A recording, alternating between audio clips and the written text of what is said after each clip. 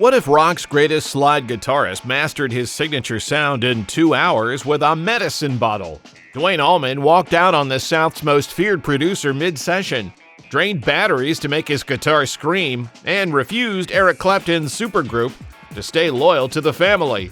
3 years. That's all it took to forge southern rock's foundation before his Harley became his coffin at 24.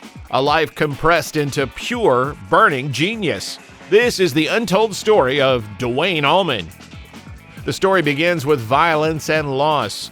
December 26, 1949, the day after Christmas, Willis Allman was murdered during a robbery. 3-year-old Duane and 2-year-old Greg were left without a father, raised by a struggling widow who sometimes had no choice but to send them to military school just to survive. That early trauma created something unbreakable between the brothers. It wasn't just sibling affection, it was a codependency forged in grief, a bond that would later explain every major decision in Duane's life.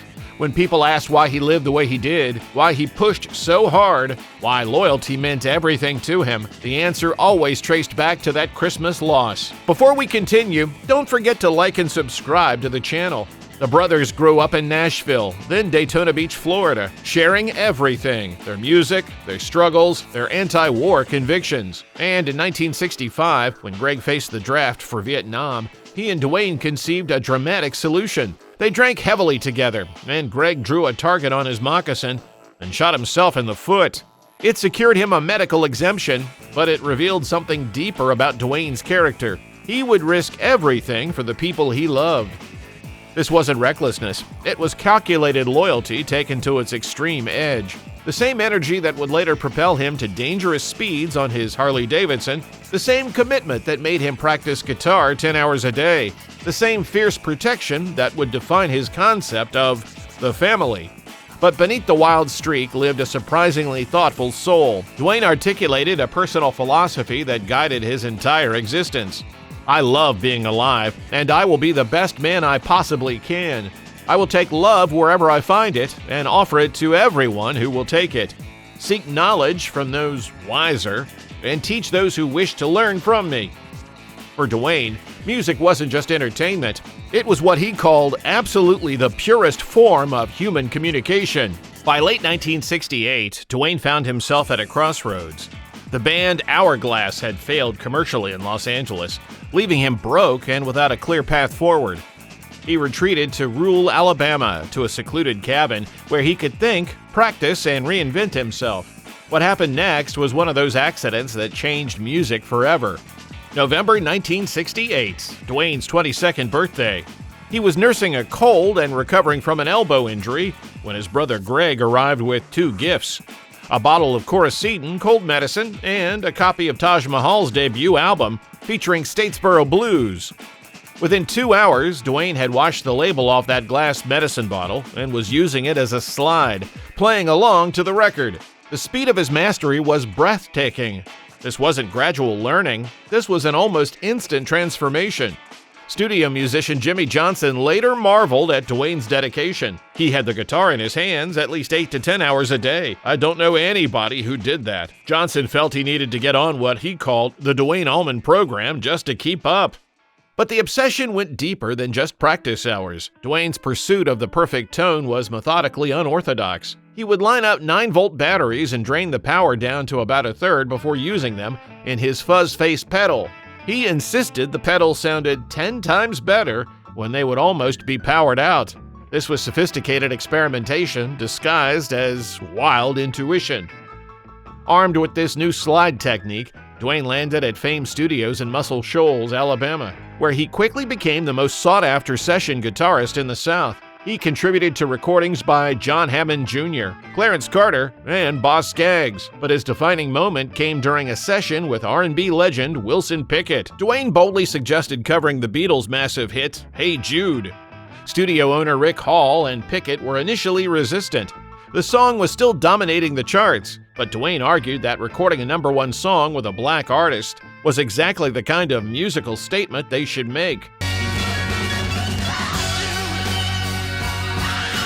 During the session, Duane delivered an electrifying sustained slide solo that stunned everyone in the room. Pickett later recalled how Duane stood in front of him, screaming with his guitar, as Pickett screamed with his voice. When Atlantic Records VP Jerry Wexler heard the track played over the phone, he was totally blown away and immediately called manager Phil Walden to secure Duane's services. Fame Studios was an intimidating environment. Owner Rick Hall ran his operation like a battlefield, booking musicians 3 or 4 deep for sessions and firing anyone who couldn't deliver a great part immediately. In this pressure cooker, perfection wasn't optional. But Duane Allman played by his own rules. During a Wilson Pickett overdub session, Duane arrived without a car. He didn't own one and rarely drove. After setting up meticulously, he took a break to get his head right. When he returned, he began a spontaneous virtuosic solo that was, in one witness's words, playing over your head. What happened next became studio legend. Duane slammed his guitar down and declared, "Okay, that's it. I'll come back and try it again tomorrow. I ain't feeling it anymore." Then he walked out, leaving everyone watching in stunned silence. In Rick Hall's intimidating world, nobody did that. But Duane's dedication to capturing the soulful moment was paramount, even over professional protocol. He wasn't being difficult, he was protecting the integrity of the music. If the feeling wasn't there, if the magic wasn't flowing, he refused to fake it. This uncompromising artistic vision would define everything he built moving forward. In 1969, Duane assembled the Allman Brothers Band with surgical precision. His brother Greg on vocals and organ, Barry Oakley on bass, Dickie Betts on guitar, and drummers Butch Trucks and Johnny Johnson. This wasn't just a band, this was the family he'd been trying to rebuild since that Christmas loss in 1949. Under the guidance of Phil Walden at Capricorn Records, they relocated to Macon, Georgia. In January 1970, they established their collective residence at The Big House, an 18-room Tudor revival home. Duane moved in with his girlfriend Donna, alongside Barry Oakley's family and Greg and his girlfriend. This communal living arrangement wasn't about saving money, it was about creating the necessary friction and chemistry for their groundbreaking sound. The Big House became a crucible where they forged a completely new style of southern rock, blending blues, soul, jazz, and country into long improvisational epics. The work ethic was punishing, 8 to 10 hours of daily jam sessions, relentless rehearsals, absolute commitment to achieving musical telepathy. The sophistication they achieved in their live performances wasn't random magic, it was a highly refined discipline born from exhaustion and repetition. This is where Whipping Post took its final form. Greg had written the song with its unusual 11/4 time signature, though he initially struggled with the timing and had to ask Duane how to count it because it felt wrong. The paradox was perfect. Duane championed playing based on pure feeling, yet his intuitive feeling spontaneously generated complex, mathematically precise structures. His genius lay in making the rhythmically complex sound effortlessly soulful.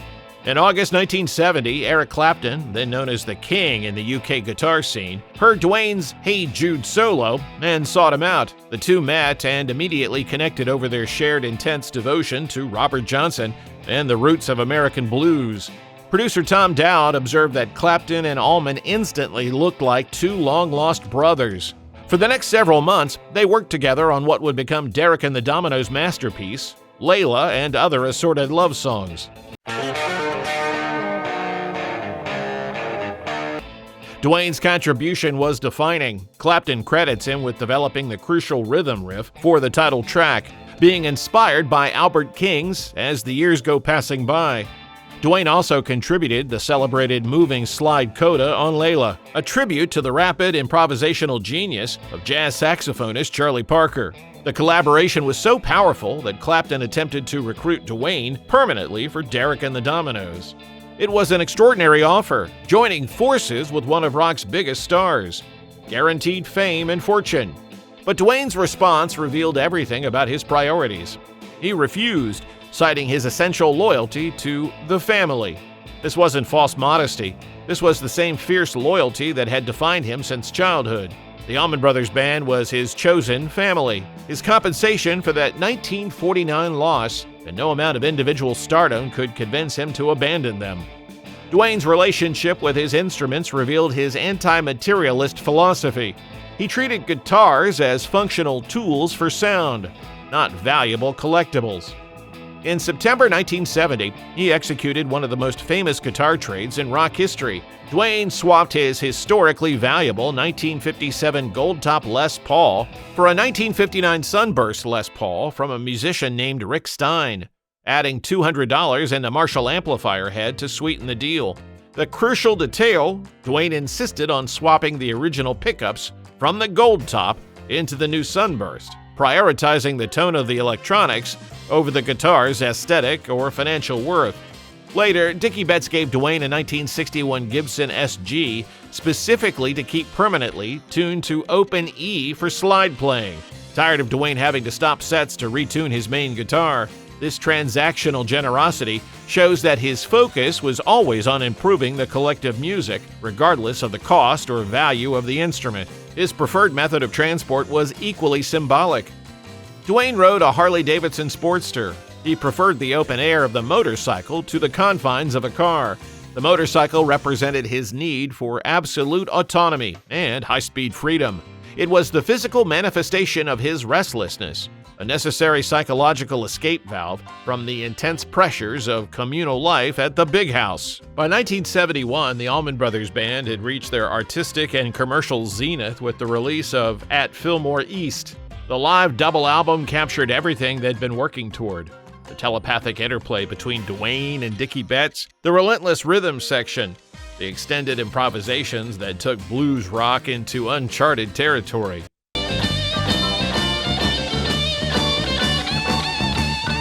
Statesboro Blues served as the quintessential showcase for Duane's Coruscant slide technique. In memory of Elizabeth Reed, exemplified the structured improvisation and musical telepathy that defined their sound. These weren't just songs, they were conversations between musicians operating at the absolute peak of their powers. The band was actively working on their next album, Eat a Peach, when everything changed. October 29, 1971. A Friday afternoon in Macon, Georgia. Duane was on his Harley-Davidson Sportster along Hillcrest Avenue, just weeks before his 25th birthday. A flatbed boom truck carrying a massive crane made a left-hand turn in front of him. Duane slowed, then pulled sharply toward the center line in an attempt to maneuver around the sudden obstruction. The violence of the sharp swerve caused him to lose control. He never actually made contact with the truck. Instead, he was thrown from the bike. The motorcycle bounced up in the air and slammed down on top of him, skidding 90 feet with him pinned underneath. Duane suffered massive internal injuries. He was conscious when he arrived at the hospital, but died several hours later. The tragic irony was inescapable. The very vehicle that symbolized his speed, autonomy, and freedom became the instrument of his demise. He lived fast and died young, sealing his reputation at the absolute zenith of his powers. Just over a year later, on November 11, 1972, Barry Oakley died in a motorcycle crash just blocks away from the site of Duane's fatal accident. The double tragedy cemented the band's mythology, marking that stretch of Macon as a spiritual locus of heartbreak and forever linking the band's musical brilliance to the cost of their wild lifestyle. The loss left a profound void, both musically and spiritually. The remaining members decided not to replace Duane, choosing to move forward with Dickie Betts as the sole lead guitarist, soldiering on to complete Eat a Peach. Duane's influence continues to resonate decades later. He was posthumously inducted into the Rock and Roll Hall of Fame in 1995. In 2003, Rolling Stone ranked him number 2 on its list of the 100 greatest guitarists of all time, second only to Jimi Hendrix. His 1961 Gibson SG was eventually passed down to Derek Trucks, who used it as his main guitar for decades, ensuring that the legacy of the Skydog sound continued to flow through the Allman Brothers lineage. Duane's final resting place is Rose Hill Cemetery in Macon, Georgia, alongside Greg Allman, Barry Oakley, and Butch Trucks. The cemetery, which was a frequent hangout and source of inspiration for the band during their big house years, remains a vital pilgrimage site for fans. Consider the timeline. Duane learned slide guitar with a medicine bottle in November 1968. By October 1971, he was dead. In those compressed 3 years, he revolutionized southern rock, became one of the most sought-after session guitarists in America, created the blueprint for improvisational blues rock, and left behind a body of work that continues to influence guitarists today. Duane Allman lived 24 years, but left a legacy that spans generations. From that Coracedon bottle to the Fillmore stage, he proved that genius isn't about longevity, it's about intensity. His fierce loyalty, uncompromised vision, and supernatural talent created Southern rock's foundation. The slide guitar that screamed through Layla still echoes today. What's your favorite Duane Allman moment? Drop it in the comments, and don't forget to like and subscribe for more Untold stories.